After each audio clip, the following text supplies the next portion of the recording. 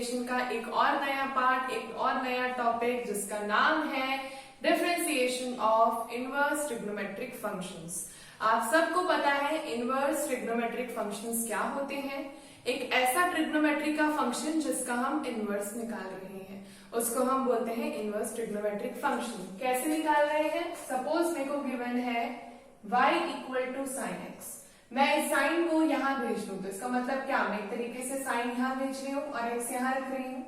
लेकिन इसको इस चीज से ना लिख के हम कुछ इस तरीके से लिखते हैं sine inverse y equal to x और इसी को बोलते हैं इनवर्स ट्रिग्नोमेट्रिक फंक्शंस। अब जब ये चीज आपको पता है, यही हमारा अपने क्लास 12 का सेकंड या थर्ड चैप्टर है, आप लोगों ने पढ़ा होगा इस चैप्टर को, बोर्ड्स के हिसाब से चैप्टर भी इंपॉर्टेंट है। आज हम इसी से रिलेटेड अपना डिफरेंशिएशन कैसे करना है वो सीखेंगे। उससे पहले कुछ फॉर्मूलाज मैंने लिखे हैं वो आप लोगों को याद होने चाहिए। पहला फॉर्मूला है d by d x of sine inverse x is equal to 1 upon under root 1 minus x square. बच्चों, इनवर्स ट्रिग्नोमेट्रिक फंक्शन के जितने भी फॉर्मूले आप अभी पढ़ेंगे ये सब फॉर्मूलाज आपके आगे आने वाले चैप्टर्स में लगेगा। एक चैप्टर है डिफरेंशियल इक्वेशन, वहां पे यूज होगा। एप्लीकेशन ऑफ डेरिवेटिव्स एक चैप्टर है उसमें भी यूज होगा। तो कोशिश करो कि ये सारे याद होने चाहिए। अगर याद नहीं होंगे तो फॉर्मूला याद है तो क्वेश्चन कैसे करोगे यार, खुद सोचो ना। नहीं हो सकता। अगर आपको फॉर्मूला नहीं याद तो आप क्वेश्चन कर ही नहीं सकते हैं। आपके सामने भी आंसर आ रहा होगा तो भी नहीं कर पाओगे। तो कोशिश करो फॉर्मूला याद हो, ठीक है। ऐसा ही सेम है d by d x of cos inverse x equal to minus 1 upon under root 1 minus x square. ये दोनों फॉर्मूला सेम है, बस कॉस के साथ माइनस आ जाएगा, साइन के साथ positive. Similarly D by d x of tan inverse, ये सबसे ज्यादा यूज करोगे आप। ये तीन फॉर्मूला तो आप सबसे ही ज्यादा यूज करने वाले हो। इसका फॉर्मूला क्या है? 1 अपॉन 1 प्लस एक्स स्क्वायर, एकदम सिंपल। सिमिलरली कॉट इनवर्स में क्या हो जाएगा? कॉट इनवर्स में यही रहेगा, बस माइनस 1 आ जाएगा, मतलब यहाँ पॉजिटिव और ये वाला नेगेटिव। ऐसे ही सेक इनवर्स एक्स का क्या है? 1 upon x under root x square minus 1। और कॉसेक इनवर्स एक्स में क्या हो जाएगा? माइनस 1। कोई ज्यादा डिफरेंस नहीं है, सिर्फ minus 1 upon under root x x square minus 1। अगर ये फॉर्मूला याद है आपको तो आप क्वेश्चन आसानी से कर। आओ बच्चों, अब हम देखते हैं अपनी एक्सरसाइज 5.3 एनसीईआरटी जिसमें हमारे ट्रिग्नोमेट्रिक फंक्शंस के कुछ क्वेश्चंस दिए हैं और हमें उनको डिफरेंशिएट करना है। तो सबसे पहले ये जो है, ये तो खैर मैंने अपनी तरफ से दिया है आपको समझाने के लिए कि प्रोसीजर आपने क्या रखना है। एक बार बस तरीका समझ लेना है, तरीका समझ में आ गया क्वेश्चन आसानी से बन जाएंगे। तरीका नहीं पकड़ पाओगे तो क्वेश्चन में भी दिक्कत आएगी, ठीक है। तो सबसे पहला तरीका साइन इनवर्स 2x, आपको एक इनवर्स फंक्शन गिवन है, आप इसको सिंपल लिखो y equal to sine inverse 2x और जो ये एंगल गिवन है और इसको मान लो आप t, let t equal to 2x, तो ये क्या बन जाएगा? y equal to sine inverse t। Now ये बहुत ज्यादा सिंपल हो गया, तो मैं इसको डिफरेंशिएट अब किसके रिस्पेक्ट में करूंगी? अब इसे डिफरेंशिएट करूंगी t के रिस्पेक्ट में, क्योंकि मेरा फंक्शन t में चेंज है। क्या आएगा? dy by dt is equal to dy by dt of sine inverse t। Sine inverse t exactly वैसा ही है साइन इनवर्स x की तरह। तो फॉर्मूला क्या था साइन इनवर्स x का? 1 upon under root 1 minus x square.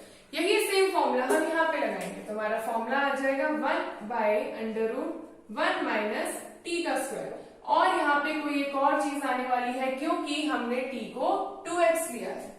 अब हम dt को करेंगे differentiate with respect to x, तो d बाई डी एक्स क्या आ जाएगा? 2x। 2x का डिफरेंशिएशन क्या आएगा? सिंपल 2। अब इतना डिफरेंशिएशन आपको आ गया होगा, तो अब इसका आंसर ज्यादा अच्छे तरीके से कैसे लिख सकते हैं? 1 बाई 1 माइनस t की जगह सीधा पुट कर दे 2x स्क्वायर, 2x स्क्वायर मतलब 4 आ जाएगा इंटू 2, तो क्या हो गया answer? 2 by under root 1 minus 4x square. देखो कितना सिंपल था। बस एक तरीका लेके चलना है, एक स्टेप बाय स्टेप आपको डिफरेंशिएट करना है, आंसर कभी गलत नहीं होगा। अगर आप थोड़े से भी स्टेप्स को छोड़ दोगे तो आंसर गलत हो जाएगा। जैसे ये क्वेश्चन था, अब हम देखने वाले हैं अपनी एनसीईआरटी क्वेश्चन एक्सरसाइज 5.3 का, I think it's question number 9।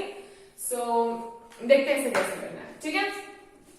हमने बोला क्वेश्चन गिवन है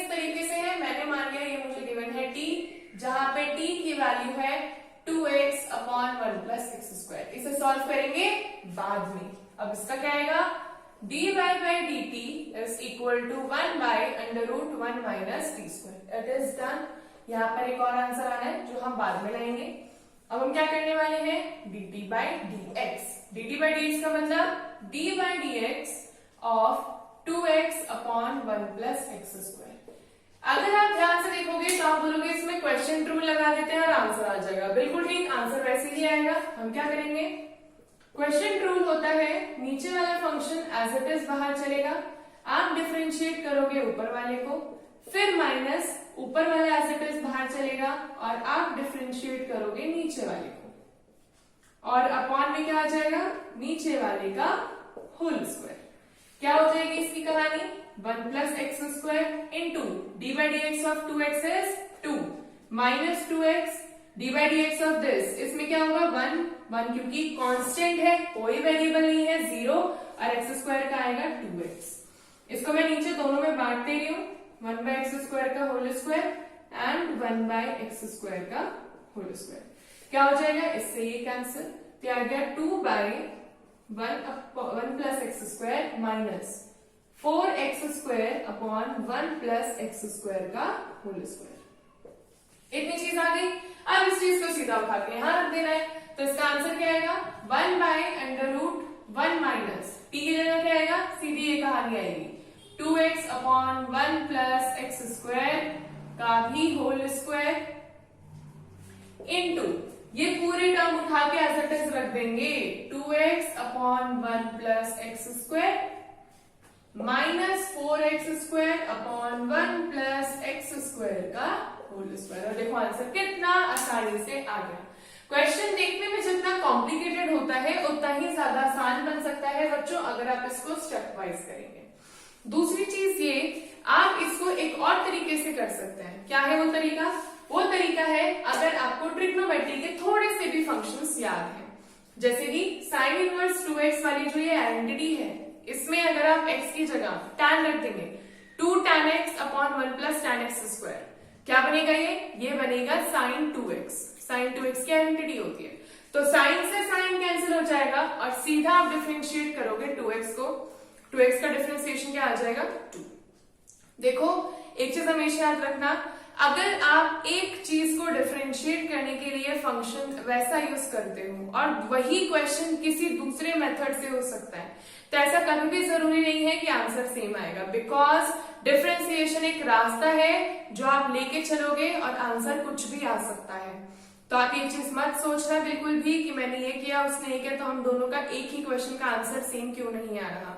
डिफरेंशिएशन और इंटीग्रेशन में आंसर डिफर करते हैं, बस आपका तरीका सही होना चाहिए। मेन बात सबसे इंपॉर्टेंट यही है, आपका तरीका सही होना चाहिए। तो आई होप आपको ये चीज समझ में आई होगी। जैसे ये चीज करी है हमने वैसे ही वो वाली करेंगे, उसको मैं आपको एक बार ट्रिग्नोमेट्री के तरीके से भी बताऊंगी और एक बार सिंपल तरीके से भी बताऊंगी। जो आपको याद रहे, जो आपको सूटेबल लगे, आप उस चीज को करो। ये पूरी तरीके से आपकी चॉइस है, नंबर नहीं करते सबसे पहली बात। तो सबसे ज्यादा जो डर होता है कि नंबर नहीं कटेगा, नहीं करते।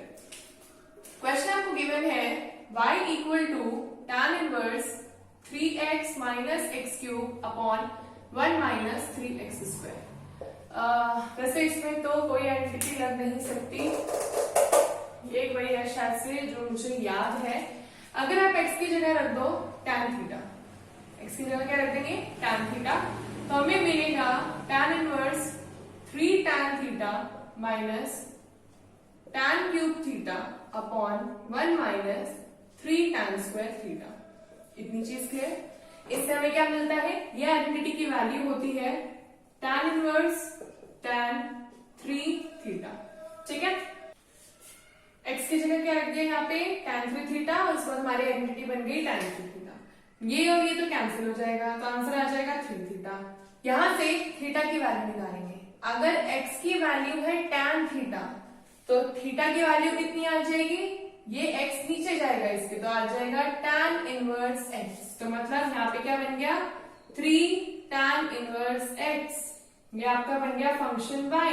अब आपको इसको डिफरेंशिएट करना है, कितना आसान है, dy by dx is equal to 3 बाहर क्योंकि कांस्टेंट है tan इनवर्स x।